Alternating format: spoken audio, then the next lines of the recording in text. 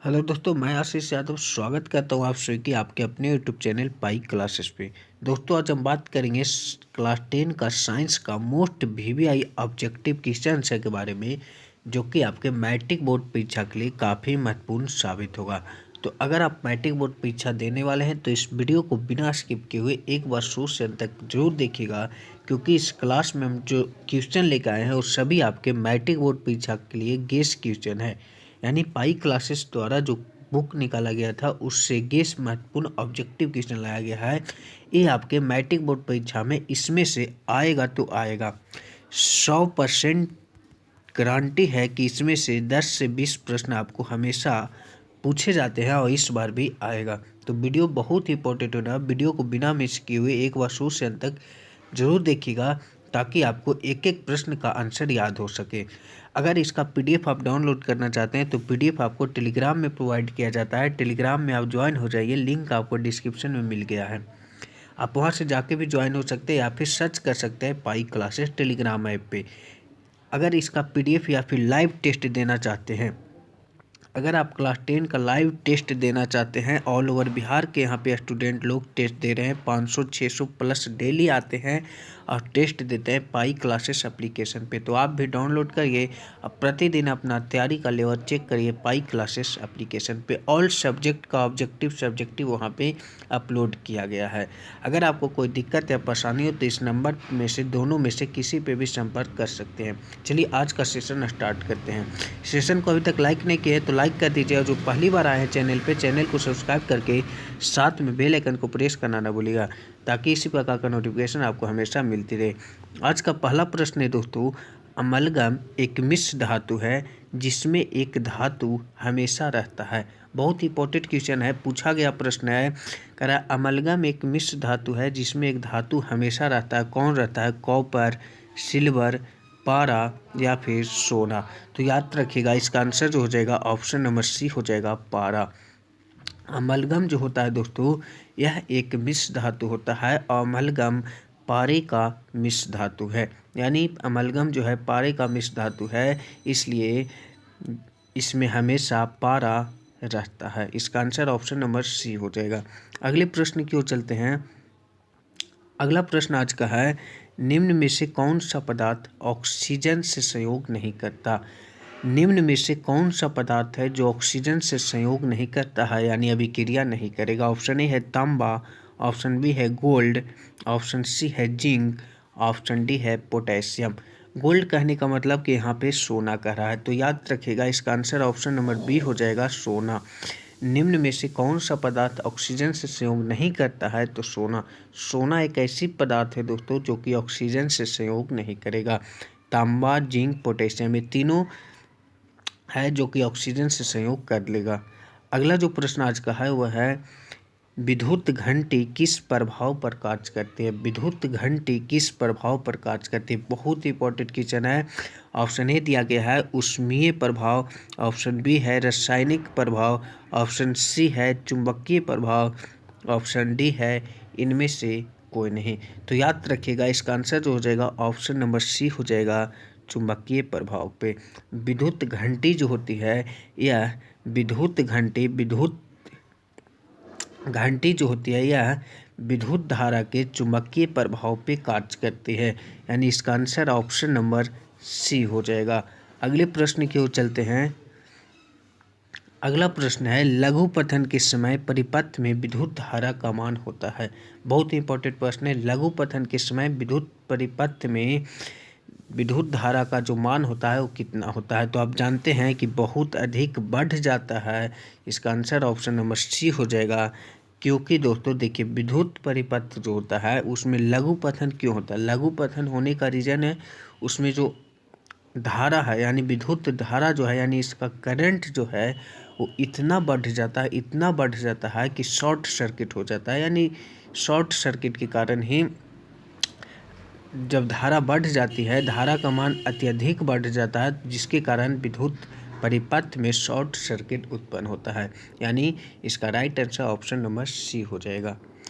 अगले प्रश्न की ओर चलते हैं। अगला जो प्रश्न आज का है यह है, सूर्य तथा अन्य तारों की विशाल ऊर्जा के स्रोत कौन है? सूर्य तथा अन्य तारों की विशाल ऊर्जा के स्रोत कौन है? ऑप्शन ए है नाभिकीय संलयन, ऑप्शन बी है नाभिकीय विखंडन, ऑप्शन सी है दोनों, ऑप्शन डी है इनमें से कोई नहीं। तो याद रखिएगा इसका आंसर जो हो जाएगा ऑप्शन नंबर ए हो जाएगा, नाभिकीय संलयन। यानी कहने का मतलब है कि सूर्य और अन्य तारा जैसे जो भी तारा हो उसके विशाल ऊर्जा का जो स्रोत है वो कौन है? तो ऊर्जा का स्रोत जो है वह नाभिकीय संलयन है। याद रखिएगा, बहुत इंपॉर्टेंट क्वेश्चन है। इसका राइट आंसर ऑप्शन नंबर ए हो जाएगा। अगला प्रश्न दोस्तों, आज का अगला प्रश्न है, तने द्वारा कायिक प्रबंधन होता है। बहुत इंपॉर्टेंट क्वेश्चन है, वायु का प्रश्न है। याद रखिएगा, वायु में पूछा गया प्रश्न है, तने द्वारा कायिक प्रबंधन होता है। कायिक प्रबंधन में थोड़ा सा समझिएगा कि कायिक प्रबंधन किसको कहते हैं। कायिक प्रबंधन कहने का मतलब कि जब पौधों के किसी भी अंग से नया पौधा तैयार हो तो उसे हम लोग कायिक प्रबंधन कहते हैं। समझिएगा, कायिक प्रबंधन उसी को कहेंगे जो पौधों से किसी भी अंग से कोई भी पौधे से किसी भी अंग से नया पौधा अगर तैयार हो रहा है तो उसे हम लोग कायिक प्रबंधन कहते हैं। और यह जो होता है दोस्तों, यह अलैंगिक जनन है। यह जो है अलैंगिक जनन है। समझिएगा यहाँ पे इसका आंसर क्या होगा। तो तने द्वारा कायिक प्रबंधन होता है। तो तना द्वारा जो कायिक प्रबंधन होता है वो पुदीने में भी होता है, हल्दी में भी होता है, अदरक में भी होता है। अब समझिए कायिक प्रबंधन हम बताएं कि वैसे पौधों जिसके किसी भी अंग से नया पौधा, तो पुदीना से भी नया पौधा निकलता है, हल्दी से भी होता है, और अदरक के भी पौधों में देखिएगा तो वहाँ के कोई भी अंग से नया पौधा का निर्माण होता है। इसी को हम लोग कायिक प्रबंधन कहते हैं। तो तने द्वारा कायिक प्रबंधन किस में होता है? तो सभी में होता है। इसका right answer option number D हो जाएगा। उम्मीद करता हूँ आप समझ गए होंगे। अगला प्रश्न आज का है, एकल जीवों में प्रजनन की विधि है। एकल जीवों में प्रजनन की विधि कौन है? तो आप जानते होंगे, सिंपल आप जानते होंगे कि एकल जीवों में प्रजनन की जो विधि होता है वो लैंगिक होता है और अलैंगिक होता है। लैंगिक होता है और अलैंगिक होता है। लेकिन यहाँ पे समझिएगा, कहा जा रहा है कि एकल जीवों में प्रजनन की विधि, तो लैंगिक और अलैंगिक रहता तो इसको हम टिक करके आगे बढ़ते। लेकिन यहाँ पे कह रहा है कि एकल जीवों में प्रजनन की जो विधि होता है वो खंडन होता है या विखंडन होता है, बीजाणु समान संघ होता है, या फिर इनमें से सभी। तो इसका आंसर जो हो जाएगा ऑप्शन नंबर डी हो जाएगा, इनमें से सभी। अगले प्रश्न की ओर चलते हैं। अगला प्रश्न आज कहा जा रहा है दोस्तों कि लेंस की क्षमता का एसआई मात्रक होता है। लेंस की क्षमता का एसआई मात्रक क्या होता है? तो आप लोग जानते हुए होंगे कि इसका आंसर जो हो जाएगा ऑप्शन नंबर ए हो जाएगा, डायोप्टर। लेंस की क्षमता का एसआई मात्रक डायोप्टर होता है, जिसे हम लोग कैपिटल डी से डिनोट करते हैं। अगले प्रश्न की ओर चलते हैं। अगला जो प्रश्न आज का है, कहा जा रहा है काल्पनिक प्रतिबिंब होता है। काल्पनिक प्रतिबिंब जो होता है वो कैसा होता है? सीधा होता है, उल्टा होता है, या दोनों होता है, या फिर इनमें से कोई नहीं। बहुत इंपॉर्टेंट क्वेश्चन है, याद रखिएगा। इसका आंसर ऑप्शन नंबर ए हो जाएगा, सीधा होता है। काल्पनिक प्रतिबिंब हमेशा सीधा होता है। अगले प्रश्न की ओर चलते हैं। ये पूछा गया प्रश्न है, थोड़ा देखिएगा यहाँ पे। किसी माध्यम के अपवर्तनांक का मान होता है। किसी भी माध्यम के अपवर्तनांक का जो मान होता है वो क्या होता है? ऑप्शन ए यहाँ पे दिया गया है साइन आई। यहाँ पे साइन आई बटा साइन आर लिखा गया है। ऑप्शन बी में दिया गया है साइन आर बटा साइन आई लिखा गया है। ऑप्शन सी में है साइन आई गुने साइन आर लिखा गया है। ऑप्शन डी में है sine I plus sine R. तो याद रखिएगा, ये यहाँ से आपको न्यूमेरिकल भी पूछे जाते हैं, सिंपल न्यूमेरिकल। तो किसी भी माध्यम के अपवर्तनांक जो निकलता है वो साइन आई बटा साइन आर से निकलता है। यानी यह एक तरह से फार्मूला है, साइन आई बटा sine R. Option number A इसका राइट आंसर हो जाएगा। अगले प्रश्न की ओर चलते हैं। अगला प्रश्न आज का है, आवर्त सारणी में शून्य समूह का तत्व। बहुत इंपॉर्टेंट क्वेश्चन है, हमेशा यहाँ से प्रश्न आते हैं। आवर्त सारणी में शून्य समूह का तत्व कौन है? ऑप्शन ए यहाँ पे पढ़िएगा, कह रहा है हाइड्रोजन, हीलियम, CO2, Cl2। तो यहाँ पे समझिएगा किसको हम लोग शून्य समूह कहते हैं। शून्य समूह उसको कहते हैं दोस्तों जो कि निष्क्रिय तत्व जो भी हैं, निष्क्रिय ग्रुप वाला, जिसको हम लोग शून्य समूह भी कहते हैं। यानी बोला जाए तो हीलियम, नियॉन, आर्गन, क्रिप्टन, जेनन, रेडन, ये सब जो भी हैं ये सभी तत्व शून्य समूह के तत्व होते हैं। तो यहाँ पे ऑप्शन देखिए क्या है, तो ऑप्शन बी में देखिएगा हीलियम, जो कि शून्य समूह के तत्व में आते हैं। यानी इसका आंसर ऑप्शन नंबर बी हम लोग टिक करेंगे। समझिएगा यहाँ पे आवर्त सारणी में शून्य समूह उसको कहते हैं जो कि निष्क्रिय तत्व, आप लोग जानते होंगे कौन कौन है। तो हीलियम, नियॉन, आर्गन, क्रिप्टन, जेनन, रेडन निष्क्रिय तत्व है, इसी को हम लोग शून्य समूह भी कहा जाता है। अगले प्रश्न की ओर चलते हैं, उम्मीद करता हूँ आप समझ गए होंगे। अगला जो प्रश्न है दोस्तों, कह रहा है अष्टक के नियम निम्नलिखित में से किसके द्वारा प्रस्तुत किया गया है। अष्टक का नियम निम्नलिखित में से किसके द्वारा प्रस्तुत किया गया है। ऑप्शन ए है लोथर मेयर द्वारा, ऑप्शन बी है मेंडलीफ द्वारा, ऑप्शन सी है डॉर्बेनाइनर द्वारा, ऑप्शन डी है न्यूलैंड द्वारा। तो यहाँ पे समझिएगा इसका आंसर जो हो जाएगा ऑप्शन नंबर डी हो जाएगा, न्यूलैंड के द्वारा। अष्टक का नियम न्यूलैंड के द्वारा प्रतिपादित किया गया था। कब किया गया था, कभी कभी प्रश्न आपके पूछ दिए जाते हैं, तो याद रखिएगा 1886 ईस्वी में न्यूलैंड ने अष्टक का नियम का प्रतिपादन किया था। किसका, तो अष्टक का नियम का प्रतिपादन किया था। अगले प्रश्न की ओर चलते हैं। आज का अगला प्रश्न है दोस्तों, विद्युत घंटी जो होती है किस प्रभाव पर कार्य करती है।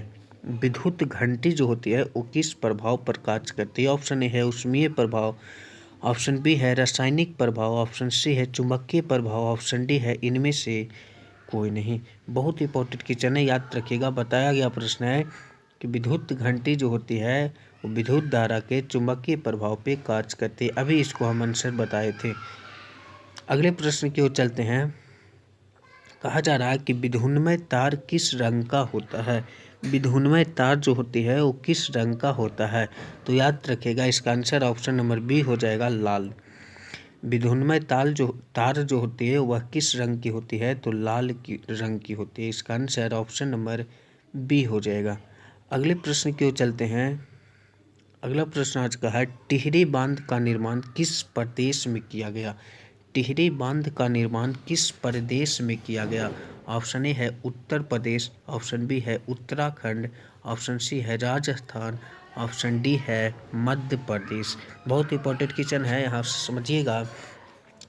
टिहरी बांध का जो निर्माण हुआ था वो उत्तर प्रदेश में हुआ था। कब हुआ था, पूछा गया प्रश्न दोस्तों 1900, याद रखिएगा पूछा गया प्रश्न है कि टिहरी बांध का निर्माण कब हुआ था, तो 1978 ईस्वी में टिहरी बांध का निर्माण उत्तर प्रदेश में किया गया था। ऑप्शन नंबर ए इसका करेक्ट आंसर हो जाएगा, याद रखिएगा। अगले प्रश्न की ओर चलते हैं। अगला जो प्रश्न आज का है वह है चिपको आंदोलन के अग्रणी नेता कौन थे। यानी चिपको आंदोलन के सबसे आगे कौन नेता थे। ऑप्शन ए है सुंदरलाल बहुगुणा, जो कि करेक्ट आंसर ऑप्शन ए में ही दिया गया। आप लोग पढ़े ही होंगे चिपको आंदोलन के बारे में, क्योंकि 10 क्लास के एक एक स्टूडेंट को इसका आंसर याद होगा। तो याद रखिएगा चिपको आंदोलन के अग्रणी नेता अगर आपसे पूछा जाए तो सुंदरलाल बहुगुणा आप टिक करिएगा। आप लोग सभी लोग कमेंट सेक्शन में ये बताएंगे, कमेंट करिए कि चिपको आंदोलन कब हुआ था। पूछा गया प्रश्न है दोस्तों, आप लोग पढ़े ही होंगे। सभी लोग इसका आंसर कमेंट सेक्शन में कमेंट करेंगे कि चिपको आंदोलन कब हुआ था। चलिए अगले प्रश्न की ओर चलते हैं। कहा जा रहा है समजात अंगों के उदाहरण है। समजात अंगों माने समझिएगा कि बराबर, समजात माने सेम अंग के उदाहरण है। जैसे कि हम, जैसे देखिए यहाँ पे कहा जाए समजात का सेम कैटेगरी के। सेम कैटेगरी कहने का मतलब जैसे हमको 2 हाथ है तो आपका भी 2 हाथ है, यानी सेम कैटेगरी के हैं। इसको हम लोग समजात अंग कहते हैं। अंग यहाँ पे पूछ रहा है, ठीक है। जैसे हमको 1 नाक है तो आपका भी 1 नाक होना चाहिए, इसको हम लोग समजात अंग कहते हैं। 5 उंगली है तो 5 उंगली अगर आपका भी है तो इसको हम लोग समजात अंग कहेंगे। तो उसी प्रकार से यहाँ पे पूछा गया है कि समजात अंगों के उदाहरण है। ऑप्शन ए यहाँ पे पढ़िए, कहा जा रहा है हमारा हाथ तथा कुत्ते के अग्रपाद। अग्रपाद कहने का मतलब उसका अगला पाँव जो होती है, अगला जो उसका पैर होता है दोनों, उसके बारे में कह रहा है। आगे देखिए यहाँ पे क्या कहा है, हमारे दांत तथा हाथी के दांत कभी भी समजात अंग नहीं हो सकते हैं दोस्तों। अगला प्रश्न है, आलू एवं घास की ऊपरी भूस्तरी, आलू और घास, देखिए यहाँ पे तो ऑटोमेटिक है कि अंतर लग रहा है, ठीक है, उपरोक्त में से सभी, ये तो हो ही नहीं सकता। ऑप्शन ए देखिए यहाँ पे कहा जा रहा है, हमारा हाथ जो होता है, दोनों जो होता है ये सेम है किसके, तो कुत्ते की अगला जो पाँव है उसके, यानी कुत्ते की अगले जो दोनों पैर होते हैं उसके बराबर है समजात अंग हमारे हाथ है, यानी इसका आंसर ऑप्शन नंबर ए हो जाएगा। इस तरह का प्रश्न आपको हमेशा पूछे जाएंगे, ठीक है। फिर पूछा गया है, वंशागत नियमों का प्रतिपादन किसने किया।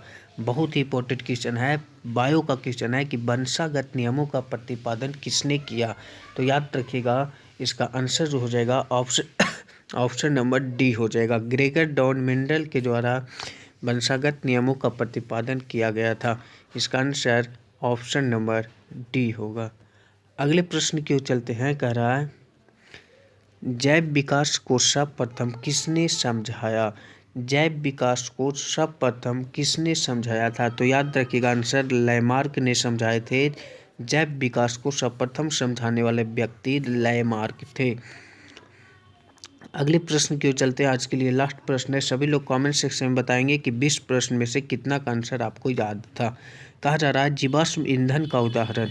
तो जीवाश्म ईंधन का उदाहरण आप लोग जानते ही होंगे, कोयला, लकड़ी, पेट्रोलियम, गोबर गैस, प्राकृतिक, ये सब जो है ये सभी जीवाश्म ईंधन का उदाहरण है, यानी इसका आंसर ऑप्शन नंबर डी हो जाएगा, ये सभी।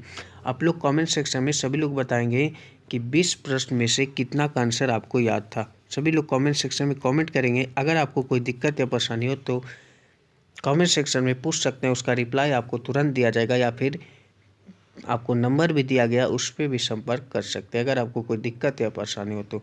वीडियो को लाइक नहीं किए तो लाइक कर दीजिए, और जो चैनल पर पहली बार आया हो चैनल को सब्सक्राइब करके साथ में बेल आइकन को प्रेस करना न भूलिएगा, ताकि इसी प्रकार का नोटिफिकेशन आपको हमेशा मिलती रहे।